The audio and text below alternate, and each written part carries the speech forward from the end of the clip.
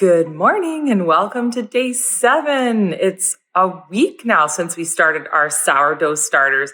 So if you're just joining and you're wondering what on earth is she doing, we're learning to make a regular sourdough starter and some gluten-free sourdough starters. So no matter which journey you're on, you can join us. And I have posted all of the days up until now. So if you decide you'd like to join us at any point, please do. I'm now in a new location. I'm at my family's cottage on Lake Koocanusa in beautiful British Columbia. And I want to show you why I came. It's still a winter wonderland. As you can see, this lake is normally a beautiful emerald color.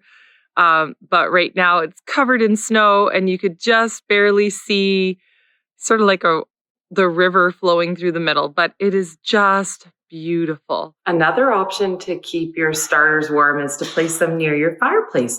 But be careful, because if the temperature is too warm, you're going to get a lot of activity and you're going to get those microorganisms multiplying a lot faster. So you either have to feed them more often, try to keep it just the right temperature for the ideal growth, or you have to feed it more. So the choice is really yours.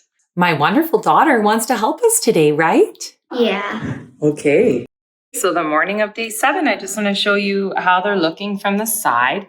You can see lots of bubbles happening in our sourdough. I do this every day. Susie Sorghum Sourdough Starter. Hey, Mom, try and say that 10 times really fast. Susie Sorghum Sourdough Starter. Susie Sorghum Sourdough Starter. Susie Sorghum Sourdough Starter. Susie Sorghum Sourdough Starter. All right, enough of that. Let's get back to it and I'll show you what it looks like on the inside. Okay, so here is Betty, our brown rice starter. And as you can see, it's very active. I like the consistency. You can see the bubbles. And like I showed you from the side, it's hard to see right now, but there are lots of bubbles forming. So there's lots of activity. I'm going to give it a smell. And it's starting to smell yeasty as well, which is quite lovely. So let's give it a stir. And then we're going to discard. And now, because it's, I think, caught up to our sorghum sourdough starter, I think it's similar now and it's quite active. So I'm going to go ahead. I think there's enough microorganisms now and enough activity that we need to decrease the amount of starter and increase the amount of feed. So sometimes, I'll just tear the scale. Sometimes if your starter isn't very active, it could be that it seems like it's not active, but watch on the side and see, has it risen and fallen? Because sometimes it may be quite active and it just needs more food.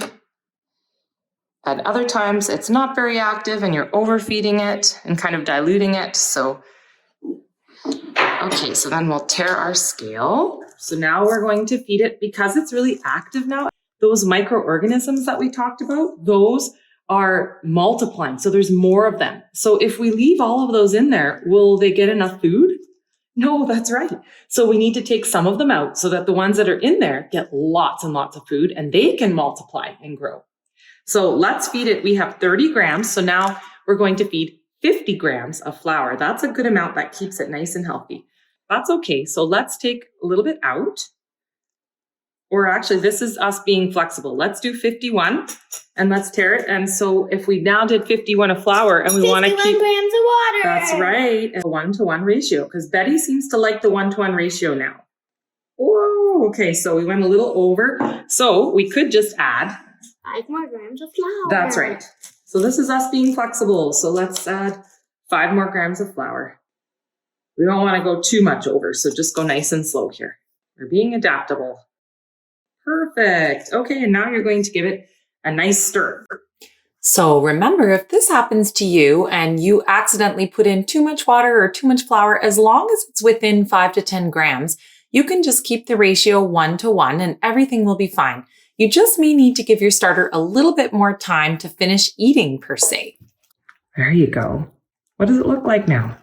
It's a tiny bit more smoother. Oh, more smooth. Okay. And you can see the consistency. That's my jiggle test. And then when you do your jiggle test, it actually kind of flattens it out nicely so you can see the level and you can adjust your elastic. So we will have to adjust it a little bit. So now Ella's going to give it a good smell. So I'll bring it out. Okay, come on in and give it a smell. How does it smell? It reminds me kind of our gluten-free biscuits. Oh, well, that's good, isn't it? Yeah. All right, so maybe we can use some of her to make her discard to make some sourdough biscuits. Yeah. What do you think? All right. Just scrape down the sides and put the lid back on and place it somewhere warm. A little bit of dried starter. Doesn't it feel neat? It kind of feels like dough, doesn't it? It feels like clay. Oh, it feels like clay. Show everybody under the camera here. Ella just found a little piece that I spilt. Show everybody what it looks like. And she says it looks like clay. You can see it's like dough, isn't it, Ella? Like clay that you can play with. So that's a good thing. That means that we'll be able to make dough with it that's going to kind of stick together nicely. All right, that's exciting. Okay, so you can see the bubbles forming right before our eyes. And Betty, the brown rice starter, is very happy. I look forward to seeing how yours look today after a week. Please share photos or videos. Remember, you can bake with your discard now. I've put lots of ideas in the post below, so check it out and don't throw out your discard. And if you do make something, I'd love to see a picture of it in the comments. And we'll see you again later on when we'll feed our starters this evening. I hope you have a wonderful day. Goodbye.